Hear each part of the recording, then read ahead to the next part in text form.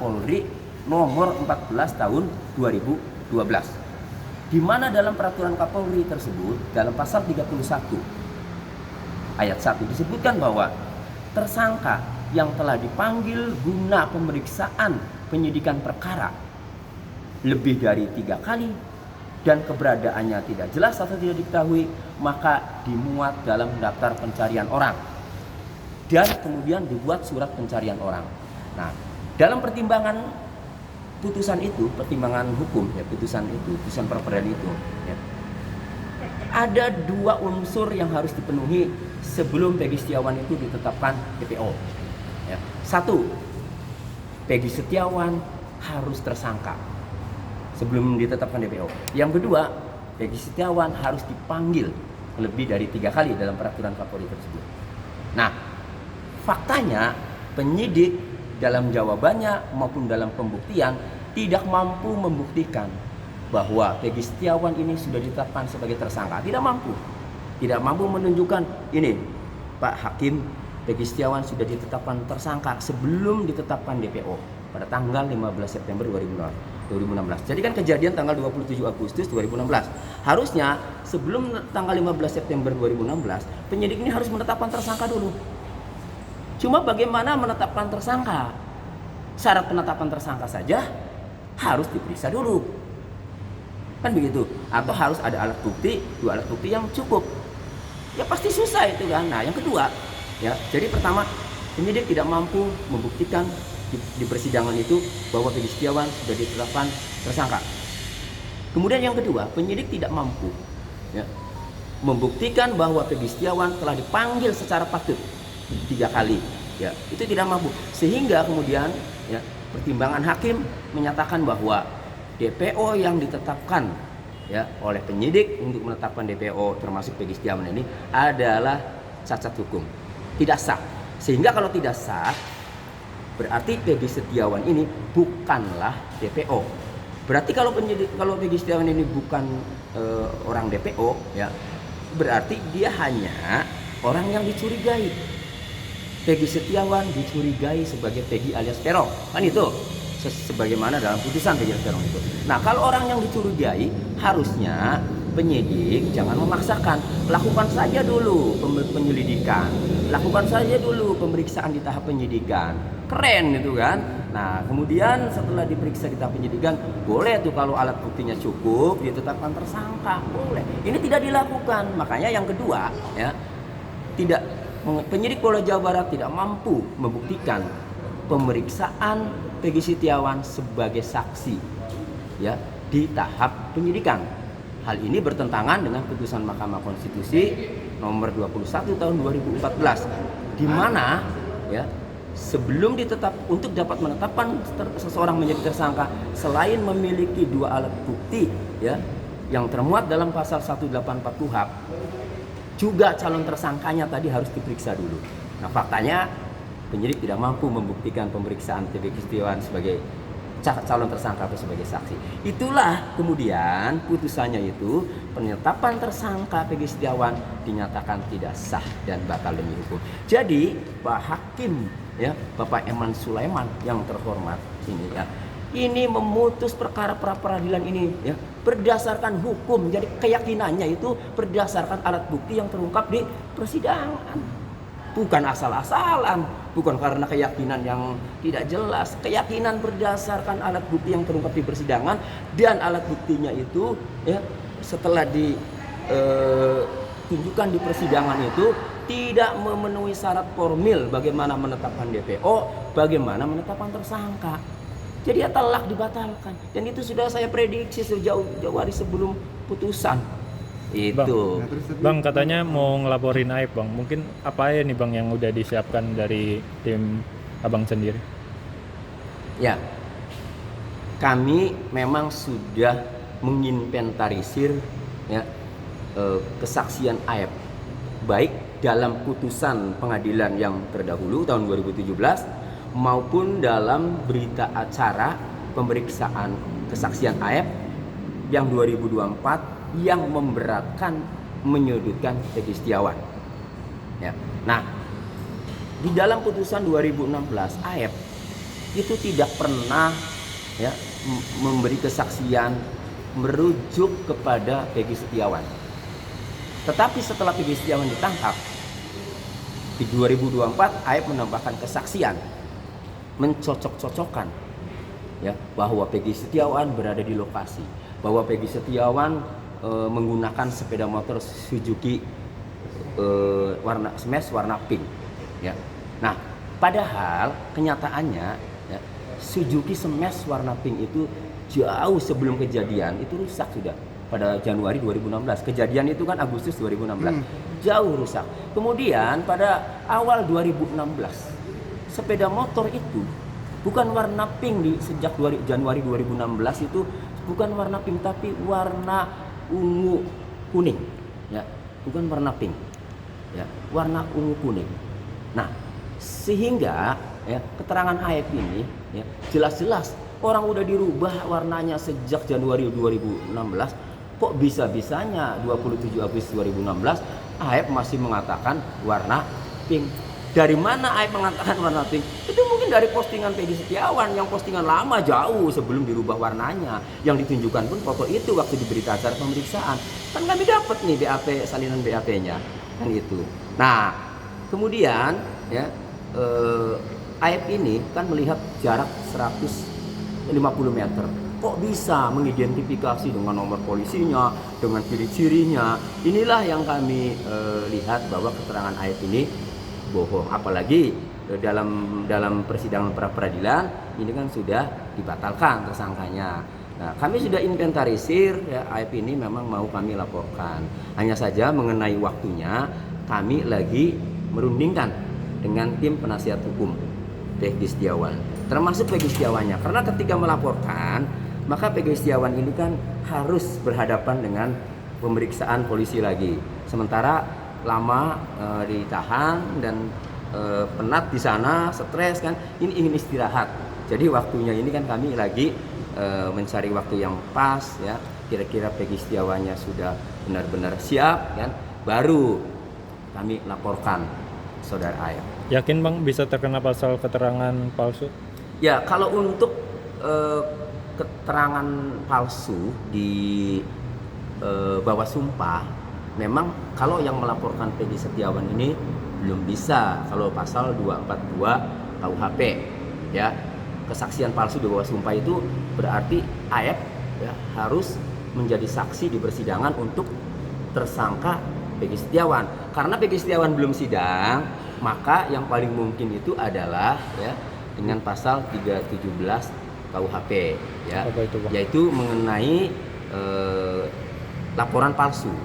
Nah, dari mana laporan palsu ya? Aep ini ya ada perbedaan ya dalam di 2016 sama 2024. Di 2016 kami punya buktinya dari putusan pengadilan bahwa Aep ini mengatakan apa saja, tidak ada menyebut Suzuki Smash kan, tidak ada menyebut Peggy Setiawan kan, hanya di situ menyebut bahwa ada 4 motor kan, kemudian ciri-cirinya hanya itu. Jadi dari dua pemeriksaan saja Aep sendiri berbeda gitu. Jadi ketika menyampaikan kepada Pak Rudiana bahwa orangnya ini, nah itu kan memberikan keterangan palsu ya kepada Rudiana. Apalagi sekarang di Peggy Setiawan ini dia pasti ya bisa kami bisa dikenakan untuk dikenakan pasal 317 KUHP karena keterangan yang diberikan ini ya dari keterangan dia 2016 sama 2024 saja sudah berbeda, apalagi nanti dibandingkan dengan fakta-faktanya kan itu. Nah, terus satu lagi ya, Suzuki Smash warna pink itu tidak pernah ada dalam putusan pengadilan tahun 2016 ya. Nah, di dalam putusan pengadilan tahun 2016 itu 2017 itu sudah terkunci dan sudah inkrah 7 sepeda motor yang digunakan oleh 11 pelaku itu tidak ada Suzuki Smash warna pink. Nah, mulai muncul Suzuki Smash warna pink itu setelah Peggy Setiawan ditangkap. Jadi seperti Aep ini mengada-ngadakan ya agar cocok dengan sepeda motor yang dimiliki oleh Peggy Setiawan gitu. Bang, tanggapannya Bang tentang netizen yang menyebut bahwa keterangan Dede memberatkan para terpidana pada 2016 silam, Bang? keterangan Dede. Dede. Nah, ya selain Aep kan Dede. Ya, jadi Aep ini sama Dede ini sama-sama melihat ya, sama-sama melihat dari jarak yang sama. Keterangannya hampir sama dengan Aep, Dede ini kan.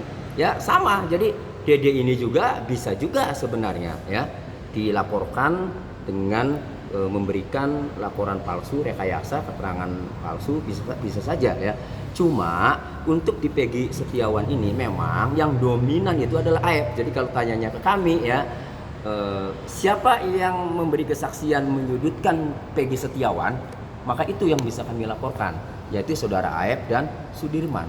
Nah, tetapi kalau Dede ya memang tidak ada di BAP saksi untuk Peggy Setiawan yang memberatkan. Mungkin kalau Dede sama Aep itu ya satu paket itu di keterangan kesaksian 8 terpidana itu yang sudah diputus pengadilan.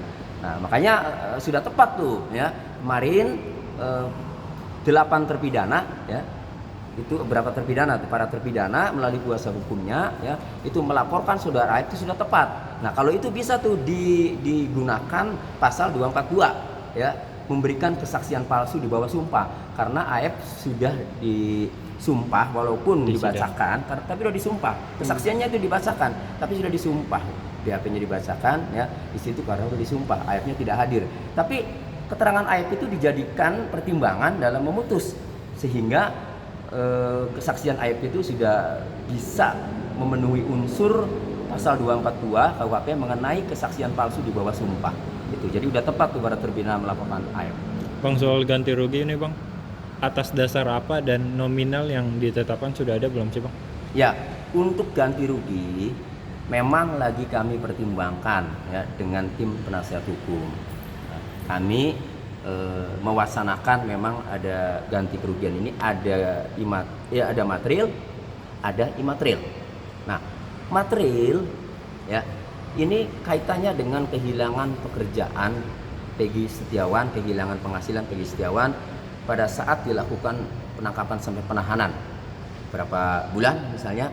Nah, kemudian gajinya berapa per bulannya, nah, dikali misalkan 2 bulan misalnya per bulan 5 juta dikali 2 bulan ya 10 juta. Itu sangat rasional karena memang gara-gara ditangkap, ditahan tidak berdasar ya, terbukti sudah dibatalkan, sudah dinyatakan tidak sah, maka kami berhak untuk menggugat kerugian material. Kemudian yang kedua, material juga ada mengenai sepeda motor yang disita sejak 2016 ya sampai 2024 itu kalau nyewa berapa? Jadi bisa aja kami gugat agar kerugian material ini harus membayar sewa penyidik kan. Jadi kalau per hari sewa motor itu 30.000 dikali 2 karena 2 sepeda motor, ada motor Jupiter juga, kemudian dikali 365 hari setahun dikali 8 tahun. Kami hitung-hitung itu kurang lebih 165 juta lah kalau dituntut penyidik harus bayar sewa motor. Kan itu. Nah, berarti sewa motor sama gaji kan itu. Nah, kemudian ada imaterial. Imaterial itu kami dasarnya adalah ketika penyidik membacakan pemeriksaan psikologis forensik pada jawaban pra peradilan, penyidik mengatakan dengan diliput oleh seluruh media, live pula kan, bahwa Peggy Setiawan ini orang yang suka berbohong ya, cenderung melakukan tindak pidana dan seterusnya ya. Jadi manipulatif, suka memanipulasi dan seterusnya. Jadi seperti Peggy Setiawan ini pantas ya kalau dibilang pembunuh itu kan, dan itu menurut kami itu subjektif lah digiring. Akibat penilaian itu ya, Peggy Setiawan merasa malu, keluarganya juga merasa malu, seperti iya kan, padahal kan belum tentu. Nah, itu namanya menjatuhkan harga diri atau menjatuhkan nama baik Peggy Setiawan. Bisa kami gugat imaterialnya. Namun imaterialnya ini kan memang mungkin ya kami bisa pingin masukan juga, oh tuntut aja sampai sekian puluh miliar apa, tapi kami masih mempertimbangkan bagaimana sih yang pas kira-kira dikabulkan ya, walaupun tidak tinggi ya, tetapi bagaimana ini menjadi sanksi, menjadi sanksi yang buat efek jerak buat penyidik, bahwa besok-besok kalau menetapkan tersangka asal-asalan apalagi orang miskin kemudian berteriak kemudian digugat jangan sampai terjadi lagi, karena selain menjatuhkan institusi Polri ya, tindakan yang asal-asalan itu, penetapan tersangka itu ya, juga dapat digugat, harus memberikan ganti rugi baik material maupun imaterial. Itu lebih kepada efek jerah. Namun semuanya tadi ya, baik material maupun imaterial, gugatan ganti kerugian ini tetap masih kami rundingkan, kami masih pikirkan matang-matang ya. Kami juga menerima masukan-masukan dari pakar hukum pidana kan, menerima masukan juga terkadang dari netizen yang menyampaikan usulannya masih logis kan, karena terungkapnya kasus ini, batalnya penetapan tersangka dalam putusan pra peradilan ini ya, nah tidak lepas juga selain hakim memutus sesuai hukum ya, juga dukungan dari seluruh netizen masyarakat Indonesia. Maka kami terkadang masih mendengar, membaca masukan-masukan baik dari pakar hukum maupun dari masyarakat atau netizen seluruh Indonesia itu. Bang Rasman sendiri mau ini hakim tunggal seperti apa? Ya Bang Rasman mau melaporkan apa? Kalau kemarin di Rakyat Bersuara ya di News itu katanya mau melaporkan ke Komisi Yudisial.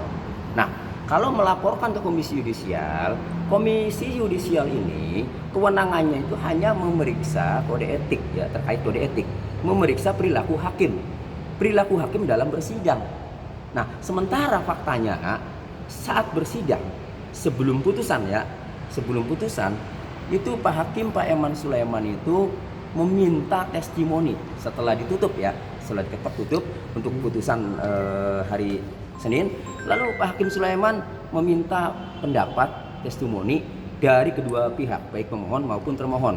Ya, silakan ini sampaikan bagaimana selama kami memimpin sidang, kata Pak Eman. Apa yang ada di pikiran para pihak, apakah kami sudah adil, fair atau belum? Dijawab oleh pemohon bahwa selama memimpin sidang Pak Hakim Eman Sulaiman ini ya bersikap arif, bijaksana, objektif, fair, memberikan kesempatan yang sama, tidak ada tendensi untuk memihak manapun ya. Itu jawaban dari pemohon. Nah, termohon juga sama, pihak Polda Jawa Barat itu menyampaikan hal yang sama, memimpin sidangnya objektif, fair, arif, bijaksana. Artinya ya, yang sidangnya saja, para pihaknya saja merasa perilaku hakim yang menyimpang itu tidak ada ya, perilaku hakim yang melanggar kode etik itu tidak ada, karena sudah diucapkan dan itu sudah live loh ya. Lalu Rasman untuk kepentingan siapa kalau melaporkan hakim ya ke Komisi Yudisial? Karena esensinya kalau ke Komisi Yudisial itu pasti memeriksa perilaku hakim. Nah, kalau tidak terima dengan putusannya, silakan lakukan upaya hukum kalau ada hukum yang mengatur. Dalam pasal 83 KUHP, putusan pra peradilan itu tidak bisa dilakukan upaya hukum.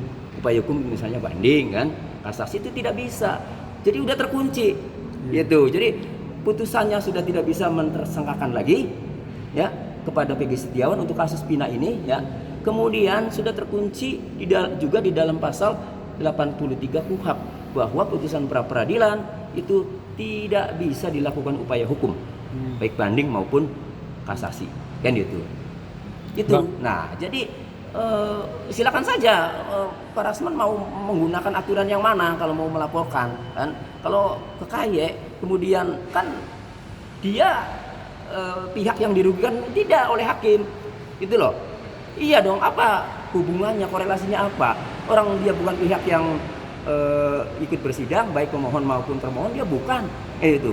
Nah, yang mungkin bisa melaporkan itu misalnya pemohon atau termohon. Nah, orang pemohonnya juga enggak, sudah merasa perilaku hakim itu sudah baik, arif dan bijaksana saat memimpin sidang.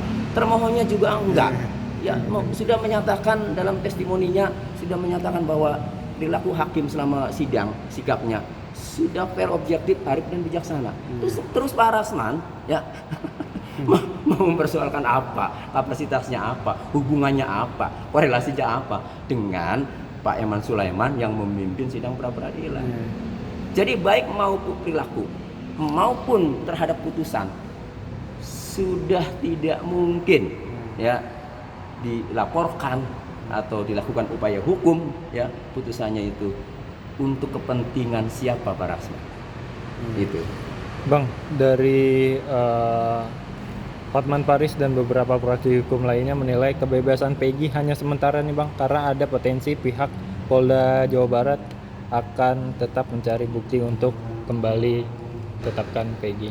Ya, pertama Pak Hotman Paris ya harus membaca amar putusan nomor 5 ya, yang menyatakan tidak sah segala keputusan atau penetapan yang berkenaan dengan penetapan tersangka terhadap Peggy Setiawan. Kan gitu. Kalau untuk Peggy Setiawan ya tidak bisa, kedua terkunci ya di amar putusan nomor 5. Itu. Nah, tapi kalau untuk yang lain ya silakan tersangka yang lain. Makanya tadi juga disampaikan oleh Prof Nasrullah, boleh saja, tetapi ya ini putusan ini ya sudah mengikat untuk Peggy Setiawan ini tidak bisa ditersangkakan lagi, kecuali kata Pak Nasrullah tadi ya, kecuali alat buktinya ada benar-benar jelas, tapi yang scientific evidence, jangan menggunakan keterangan saksi lagi kayak Aep Sudirman kan gitu. Kalau keterangan saksi-saksi yang ada dalam BAP yang dituangkan dalam BAP berkas tersangka Peggy Setiawan kan sudah pernah diuji tuh alat bukti yang ada itu ke Kejaksaan Tinggi Jawa Barat, dilimpahkan, kemudian Kejaksaan Tinggi Jawa Barat mengembalikan berkas perkara itu kepada penyidik dengan alasan ya berkas perkara Peggy Setiawan belum memenuhi syarat formil dan material. Artinya belum memenuhi syarat formil dan material berarti kalau formil ini jaksa ragu ya, alat buktinya tidak ada yang relevan bahwa pelakunya adalah Peggy Setiawan ya, karena dari keterangan saksi-saksi saja.